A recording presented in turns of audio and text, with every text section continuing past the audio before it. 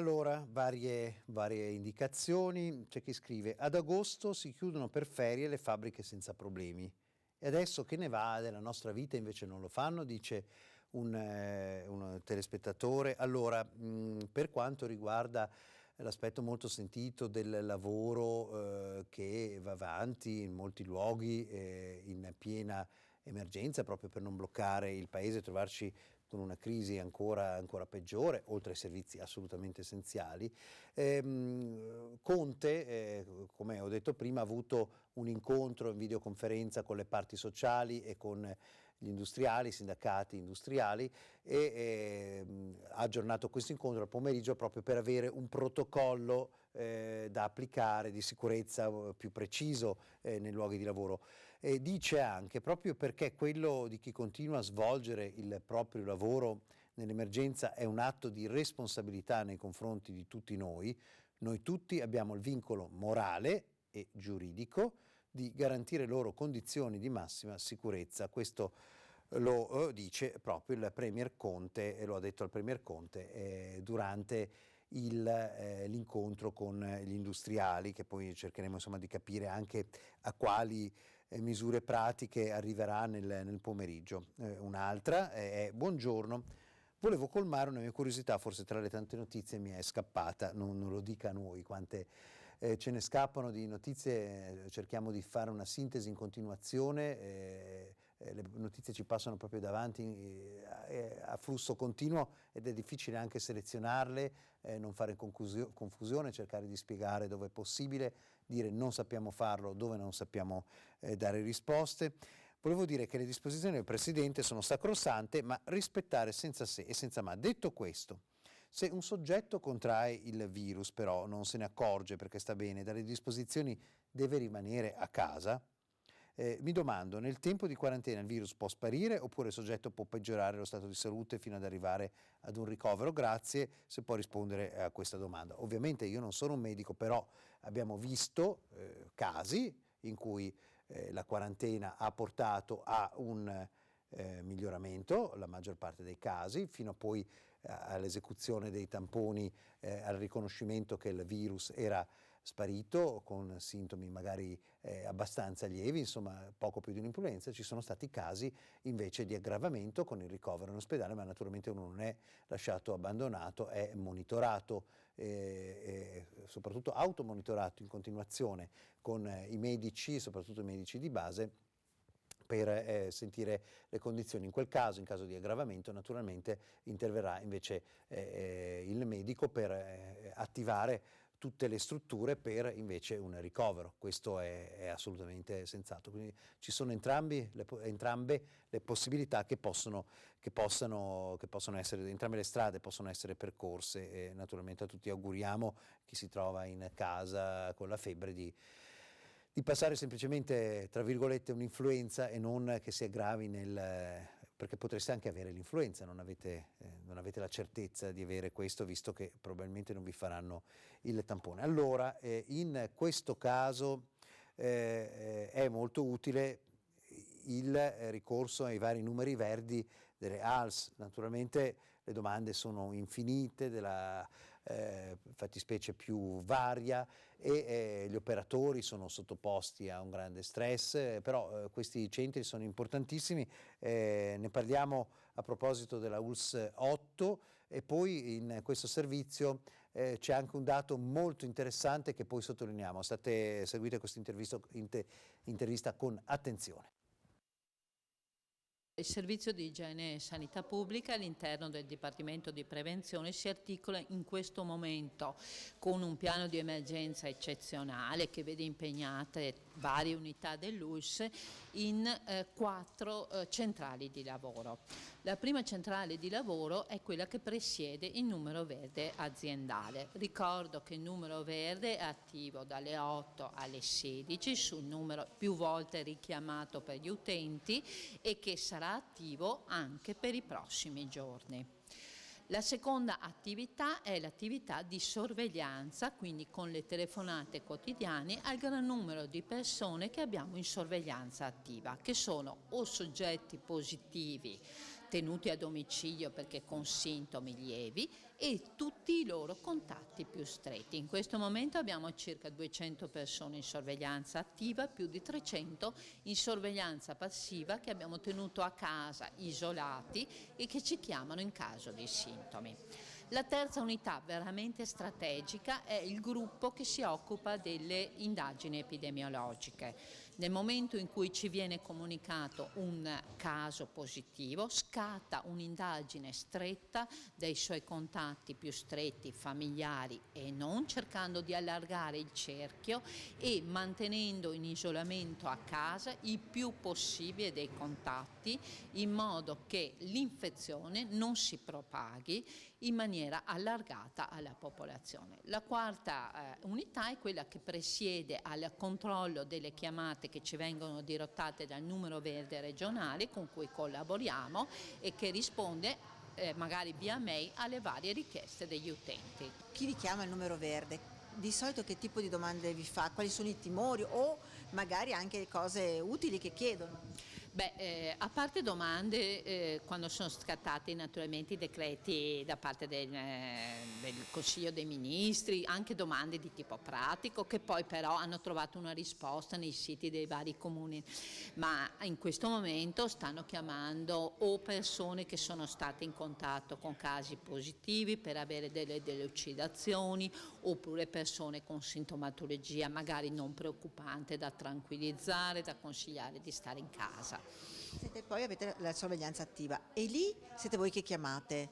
E cosa verificate? Noi verifichiamo. Quante volte chiamate? Sì, attualmente si è accordato con la Regione per chiamare 1-2 volte al giorno, dipende un po' dai casi. Sicuramente una telefonata quotidiana, abbiamo appunto un'equipe che verifica ogni giorno se insorgono dei sintomi, cioè il soggetto messo in isolamento per 14 giorni a partire dalla data della positività o dal contatto col caso positivo, per 14 giorni viene monitorato per quanto riguarda eventuali sintomi, quindi febbre, tosse e dispnea, anche se abbia però delle difficoltà di tipo logistico, tipo se isoliamo degli interi nuclei familiari, chi gli porta la spesa a casa. In questo c'è un'ottima collaborazione con le amministrazioni a cui eventualmente segnaliamo eventuali problemi logistici. Allora, mentre vedo Guido Barbato in collegamento da Padova, vi dico solo brevemente, sono arrivate 3 notizie molto importanti, ve le accenno, poi le leggiamo dopo il collegamento. Il primo, c'è una bozza di proroga per tutte le giunte regionali in scadenza, il Veneto ad esempio è una di queste, di 3 mesi, quindi di spostare, prorogare di 3 mesi le giunte regionali in scadenza.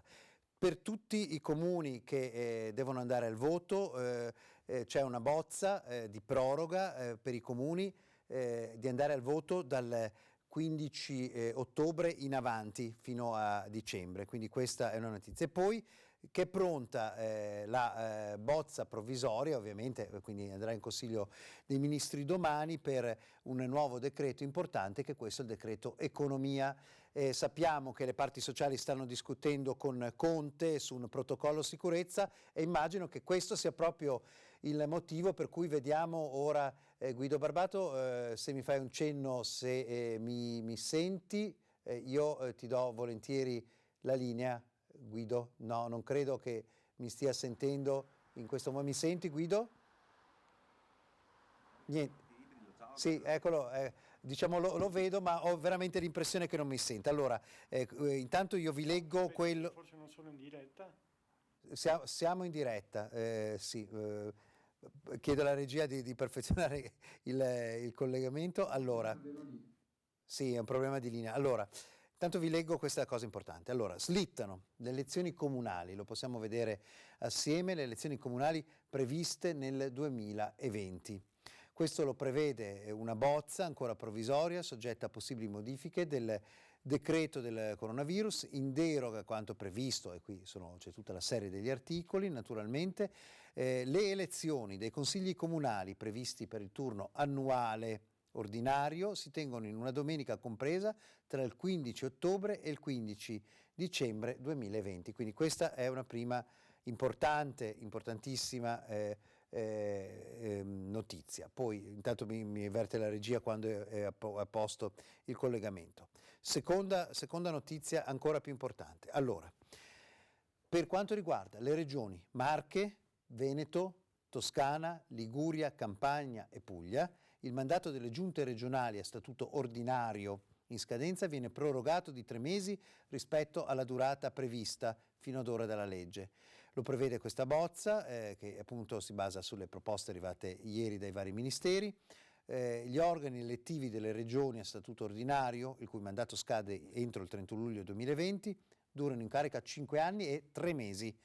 Questo lo si legge nel testo che appunto, lo ripeto, riguarda anche la regione Veneto. Le giunte potranno essere operative nelle pienezze dei poteri loro attribuiti, quindi vengono rimandate le elezioni, in poche parole.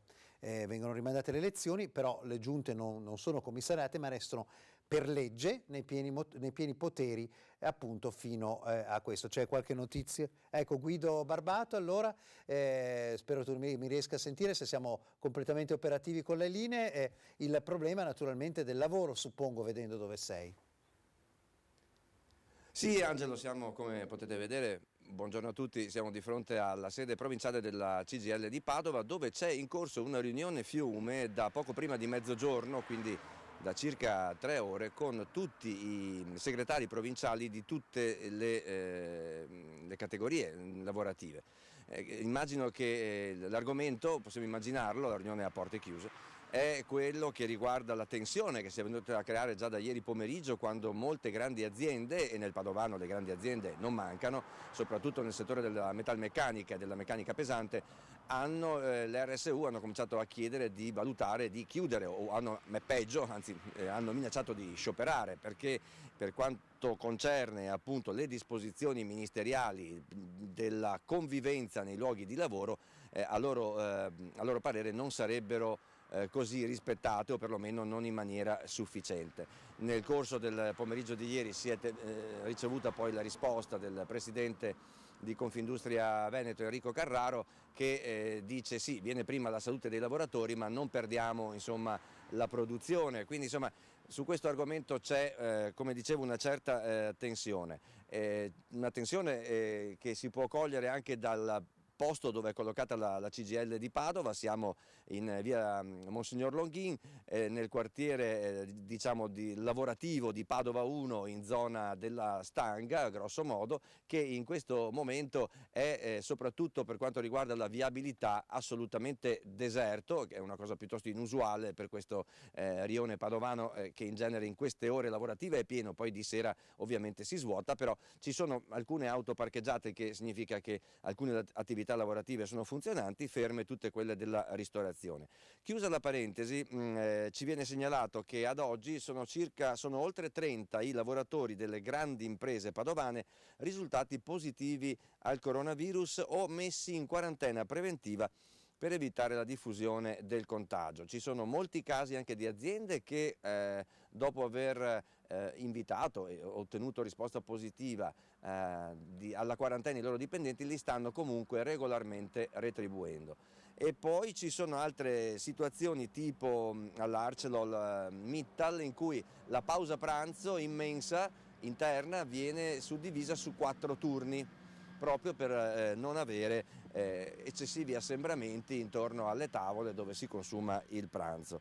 Quindi vedete una serie di situazioni, e ripeto appunto le grandi aziende non mancano a Padova e nell'Alta Padovana. La zona industriale di Padova insomma è una delle più grandi d'Italia, e nell'Alta Padovana, nell'industria per esempio della meccanica, ci sono appunto alcuni casi di positività, e con la quarantena preventiva e la produzione va avanti tra le comprensibili tensioni, domande e paure dei lavoratori.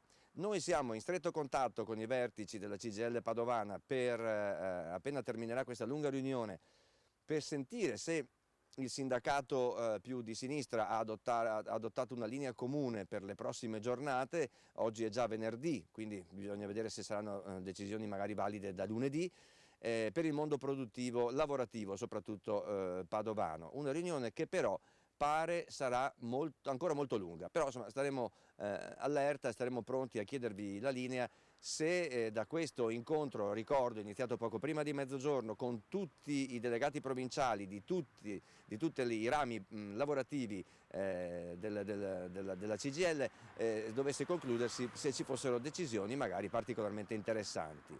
Perfetto, grazie molte Guido, perché è proprio di questi argomenti, tra l'altro, che sta parlando il Presidente del Consiglio con le parti sociali e esattamente il punto del lavoro, quindi probabilmente tutto sarà legato a quanto ci ha detto, appunto, sono in riunione le parti territoriali, sono in riunione naturalmente anche le parti nazionali. Grazie molte Guido e al collega.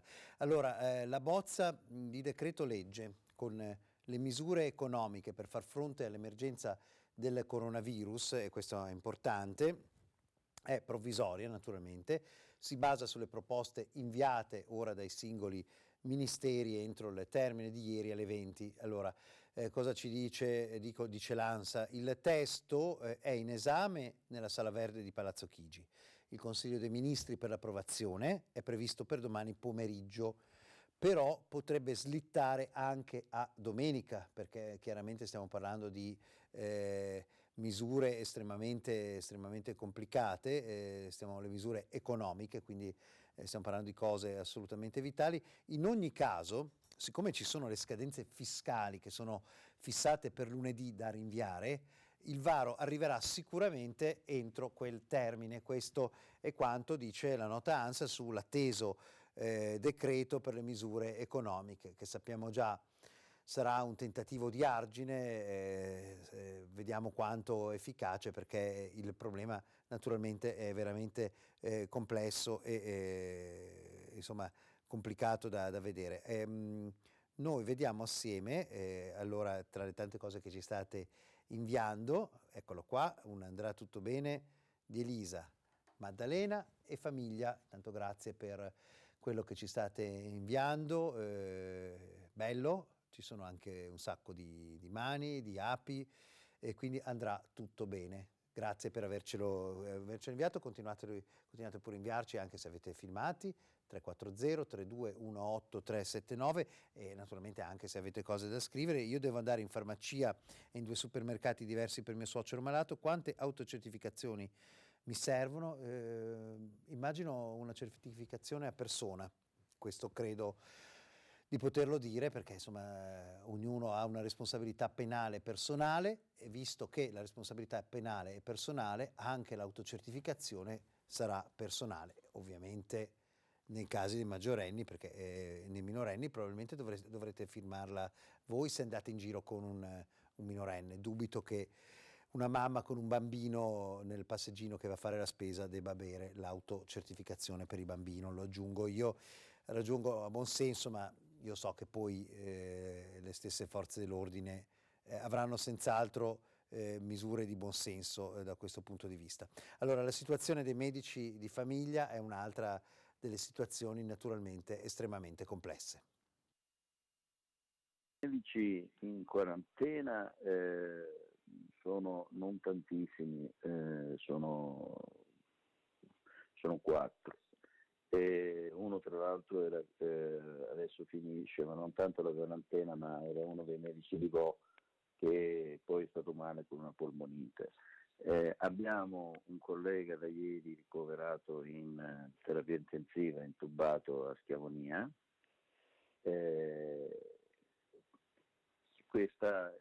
abbiamo tanti colleghi che sono in attesa di tamponi o di risultati. In prima linea anche loro stanno lavorando senza sosta da settimane. I medici di famiglia sono tra le categorie più esposte al contagio. A fatica stanno riuscendo a mantenere aperti gli ambulatori grazie alle sostituzioni e a 60 giovani specializzandi di medicina generale che hanno dato disponibilità ad entrare in servizio. Siamo senza dispositivi di protezione, mancano guanti, mascherine e tute, denuncia il presidente regionale della Federazione dei Medici di Medicina Generale. Riceviamo pochissimo, tant'è che abbiamo fatto un ordine per pagarle noi, perché è praticamente risibile Cioè, tanto per capirci, abbiamo 2 mascherine al giorno e 5 paia di guanti. Questo fa diventare difficile il mantenimento di una attività importante che facciamo, che è quella delle domiciliari programmate. I medici hanno lasciato a casa le segretarie, lavorare così è difficilissimo e tra i servizi che sono stati ridotti drasticamente ci sono le visite programmate ai pazienti con serie patologie, quelle che normalmente si fanno a domicilio con cadenza settimanale. Queste nella regione Veneto sono 16.000. Il problema qual è? È che andare in casa di queste persone senza le protezioni, cioè senza maschera, senza guanti, senza camice monouso, si rischia che sia io a portargli il contagio in casa. I consulti sono solo telefonici, aumentano anche le patologie legate allo stress causato da questa emergenza. Crisarà ricorda inoltre come comportarsi in caso si venisse a contatto con un paziente positivo al coronavirus. Deve chiamare il medico di famiglia e sicuramente, essendo stato un contatto stretto, quindi sono definiti queste cose, il medico allerterà attraverso la COT, il sistema di prevenzione, e saranno loro a decidere se fare o non fare il tampone una volta, però in linea di massima con i contatti stretti i tamponi non si fanno. Bene la scelta di dare mascherine ai lavoratori, ora lo Stato le consegni in fretta a tutti i cittadini, ospedali, farmacie, è quello che ci chiedono le persone, i sindacati e i lavoratori della sanità. Continueremo a fare proposte concrete contro il Covid-19, lo scrive il vicepresidente di Forza Italia che come sapete è Antonio Tajani. Ma allora, a proposito di mascherine, ecco qua ci avete inviato al 3403218 379, mancano le mascherine, io me le sono fatte in casa mia, basta organizzarsi, che tempo ne abbiamo tanto. E poi c'è anche l'emoticon con la mascherina, devo dire bravissimi questi signori che si sono fatti la mascherina, sono dei professionisti della macchina da cucire che vedo lì in alto a destra. Non solo, abbiamo anche stiamo a casa, tutto andrà bene, qui non so, Luca da Schiavon, stiamo a casa, tutto andrà bene, c'è oltre all'arcobaleno c'è anche un globo terracqueo, un pianeta Terra con un bel cerottone davanti, o è una mascherina? È una mascherina davanti che appunto ci dice che insomma proteggendoci andrà tutto bene. Bravi, grazie per più ce ne inviate più siamo contenti, poi cerco di mandarle tutte, non vorrei assolutamente saltare nessuno. Lo ricordo perché se non l'avete vista adesso io ve la ripeto, ve la rifaccio vedere perché è una agenzia molto importante. Allora, il mandato delle giunte regionali a statuto ordinario in scadenza viene prorogato di 3 mesi rispetto alla durata prevista fino ad ora dalla legge. Questo lo prevede la bozza, è un testo provvisorio quindi deve essere ancora approvato, ma è quello che arriva dalle proposte arrivate dai vari ministeri sul decreto coronavirus. Gli organi elettivi delle regioni a statuto ordinario, il cui mandato scade il 31 luglio 2020, durano in carica 5 anni e 3 mesi, proprio la legge è stata ampliata in questo caso, per il decreto ovviamente non sarà per sempre. Si legge appunto nel testo che ovviamente si interviene per Veneto, per Liguria, anche per Liguria, Toscana, Marche, Campania e Puglia. Le giunte quindi potranno essere operative nelle pienezze del potere loro attribuiti, quindi se la scadenza era 3 mesi e scadevano a luglio, agosto, settembre, ottobre, insomma si va a elezioni da ottobre, questo è a ottobre, insomma in autunno. Le elezioni di maggio, se passa questa bozza, non è ancora firmata, ma è più che possibile, insomma la situazione è probabile, è questa.